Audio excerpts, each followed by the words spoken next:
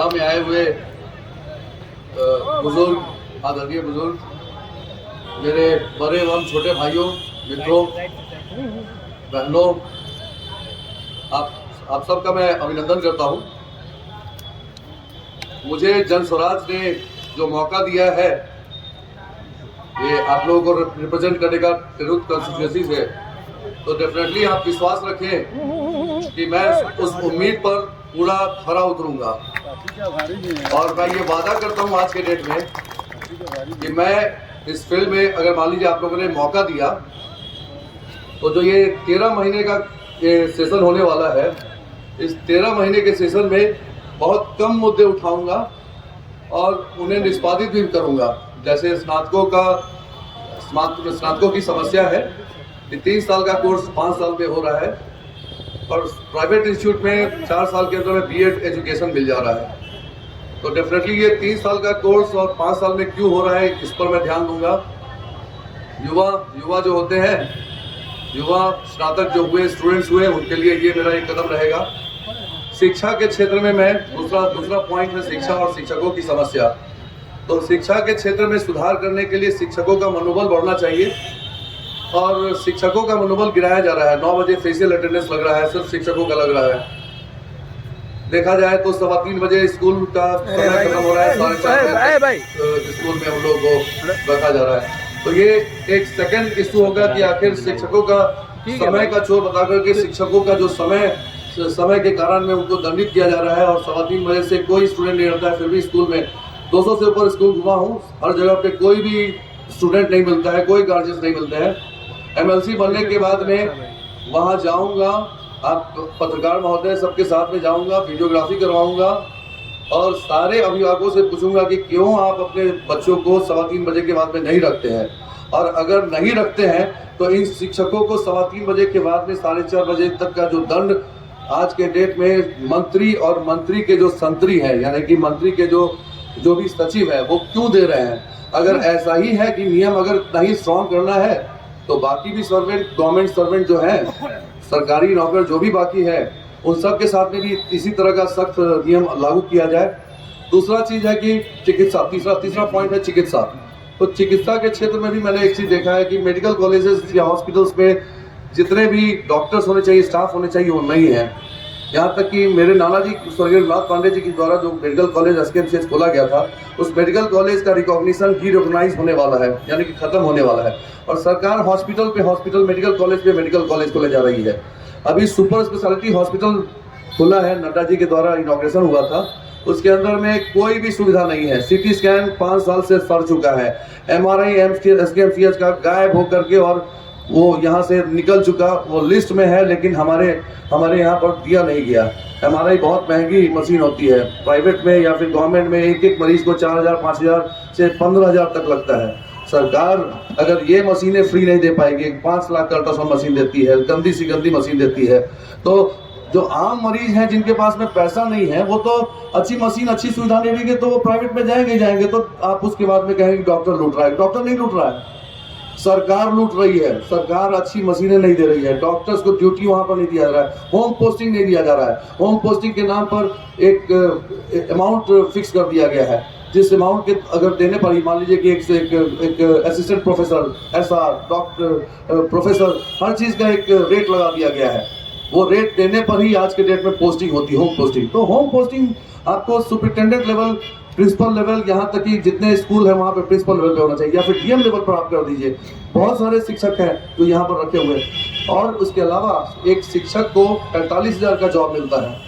या 45,000 के अंदर में आप होम से, अगर किसी का घर है, अगर मान लीजिए गया और उनको आप मुजफ्फरपुर या फिर सीतामढ़ी, शिवहर में जॉब देते हैं, तो या तो उन्हें 2 ही चीज स्थिति होगी, या तो 2 घंटा 3 घंटा जर्नी करना पड़ेगा बाइक से और 9 बजे सुबह में पहुंचना होगा। वो गामा में 2 शिक्षक अभी मौत हुई है, तो वो जल्दी पहुंचने के कारण में हो रही है। रात में सोएंगे नहीं, 5 बजे निकलेंगे घर से, तब जाकर के 9 बजे पहुंचेंगे। सब कुछ काम संपादित करने के बाद में 9 बजे, 5 बजे जगने वाला आदमी फिर 4:30 बजे घर जाएंगे, 8 बजे पहुंचेंगे।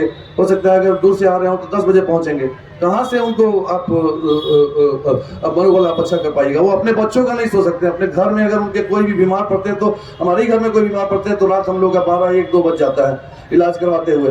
वो तो ये भी नहीं कर सकेंगे कि हॉस्पिटल भी अपने गार्जियंस को लेके जा पाएंगे।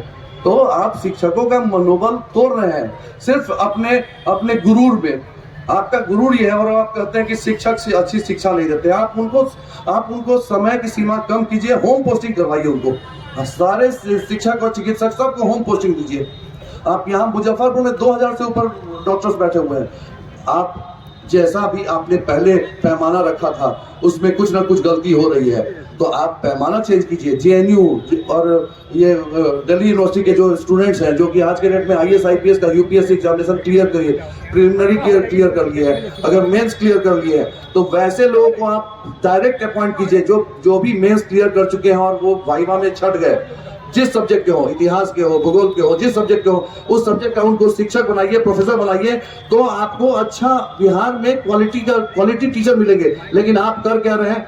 आप जात के आधार पर, आरक्षण के आधार पर बिहार को बांट रहे हैं। बिहार को दो भाग में आपने बांट के रख दिया है, जात के नाम पर बांट दिया है या फिर धर्म के नाम पर बांट दिया है। फलना फलना जाति, फलना फलना पार्टी का, फलना फलना धर्म, फलना पार्टी का। और उससे भी नहीं अगर आपका मन भरता है तो आप वहां पर आप आज के डेट में एक फॉरवर्ड बैकवर्ड एक राजनीति खेल रहे हैं। नहीं, बिहार नहीं। आज के डेट में मुझे लगता है कि सारे बिहारवासी समझिए कि सारे हिंदुस्तान के निवासी जो है वो एक ही चीज है, हम सब को एक्सेप्ट करना होगा कि हम सब बनिया है। बनिया का मतलब क्या होता है कि कहीं हम खरीद रहे हैं, कहीं पे हम सेलर हैं, कहीं पे हम बायर हैं। यानी कि हम कहीं पे खरीद रहे हैं, कहीं पे कुछ बेच रहे हैं। मैं डॉक्टर हूं तो मैं अपना हुनर बेच रहा हूं। मैं किसी दुकान में जाता हूं तो या फिर कहीं किसी मॉल में जाता हूं तो वहां पर मैं खरीद रहा हूं। तो हम सब कहीं ना कहीं खरीदार हैं और कहीं ना कहीं विक्रेता हैं।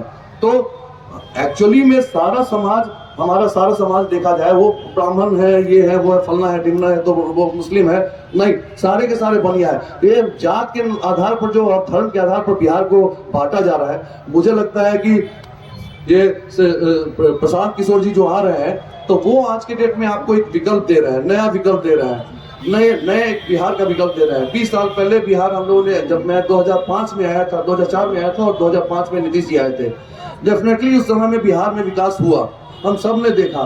5 साल 10 साल देखा, लेकिन पिछले 10 साल में हमें कोई विकास नहीं दिख रहा है बिहार में। आप ही होंगे, मैं तो देख ही रहा हूँ आज के डेट में रोड का नाला देखते हैं कि रोड का नाला कांच करके और बगल में डाल देता है, वही सूख करके फिर उसके बाद में उसी नाले में चल जाता है। स्मार्ट सिटी कहलाता है। स्मार्ट सिटी के नाम पर मैं सुनता हूँ कि 2200 करोड़ रुपया मिला है मुजफ्फरपुर को। वैसे ही सारे तिरुत कंस्टिट्यूंसी के सारे शहरों को मिला है। नेता रिप्रेजेंट जो कर रहे हैं हमें, वो वहां जाकर के बोल नहीं पा रहे हैं। आप एक ये ऐसी पार्टी है जहां प्रशांत किशोर जी नहीं आ रहे हैं, मेरा नॉमिनेशन करने नहीं आ रहे हैं। दूसरे पार्टी में देखा जाए तो सब के सब मंत्री आ रहे हैं, तो कहीं पर पार्टी के नेता जो मेन विपक्ष के नेता है वो आ रहे हैं और वो जात के नाम पर बात कर रहे हैं, धर्म के नाम पर। टोपी पहनी जा रही है आपका टोपी उतारने के लिए, अगर पानी पिया जा रहा है तो आपको पानी पिलाने के लिए। तो टेंडेंसी अलग है। आज के डेट में हो सकता है कि सामने में 2 तरह का चेहरा लेकर के 2 लोग घूम रहे हैं। एक आपको दिखाने के लिए, जैसे पुराने जमाने में कहा थी कि हाथी के दांत खाने के अलग होते हैं और दिखाने के अलग होते हैं। तो नेता जो आज के डेट में लीडर्स हैं, जो भी पार्टीज हैं, वो पार्टीज दिखाने के लिए अलग है और करने के लिए अलग है।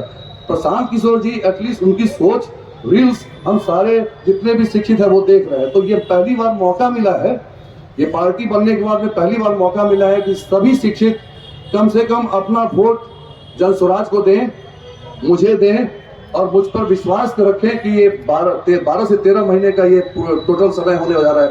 ये मात्र 13 महीने के लिए इलेक्शन हो रहा है।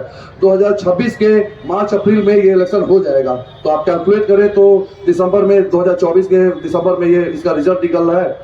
मात्र 25 का, और साथ में आपको 25 के लास्ट में ही आप समझा जाए कि ये इलेक्शन जो है फिर से तैयारी शुरू हो जाएगी। जुलाई 2025 से इस इलेक्शन की तैयारी हो जाएगी। तो अप्रोक्सीमेटली 6-7 महीना या 8 महीना मैक्सिमम आपको मिलेगा इसको। मैं ये कहना चाहूँगा कि मात्र 13 महीने के लिए समय मिल रहा है। आप सब एक बार एटलीस्ट प्रशांत किशोर जी की सोच पर विश्वास रखें, मुझ पर विश्वास करें। 20 साल से मैं यहाँ प्रोफेसर में समय दे रहा हूँ, लोग आ रहे हैं, जात धर्म के नाम पे कर रहे हैं। मैं SKMCH के बगल में, जो परिसर के बगल में एक मदरसा है जिसके मौलाना जी हैं, मुजाहिद जी, तो वो 20 साल से वो मुझे पेशेंट्स, गरीब पेशेंट्स को फ्री करने के लिए भेजते हैं, मैं करता हूँ। ना हम पूछते हैं ना वो बोलते हैं, वो सारा का सारा जैसे ही वो लेटर लिख करके भेजते हैं हमारे यहाँ पर वो सारा फ्री होता है। तो ढोंग करने वाले 20 साल से ढोंग नहीं करते हैं। आज के डेट में लड़ रहा हूँ। 2020 में मेरा रिकॉर्ड देखा जाए फेसबुक पे, मैंने बोल दिया था कि हमारा परिवार इलेक्शन नहीं लड़ेगा। हमें इच्छा नहीं थी इलेक्शन लड़ने की। आज के डेट में 53 साल का हो चुका हूँ। मुझे लगता है अपने परिवार का बहुत अच्छा कर दिया। 18 करोड़ का इंश्योरेंस भी कर रखा है अपने बच्चों के लिए।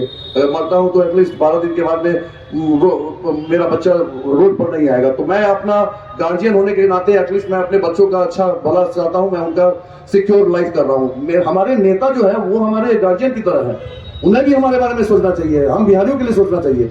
सोच ऐसी नहीं है। मौका दिया जाए, जो भी बोल रहा हूँ अच्छा सा करूंगा, नहीं कर सका तो अगली बार इलेक्शन नहीं लड़ूंगा। नमस्कार।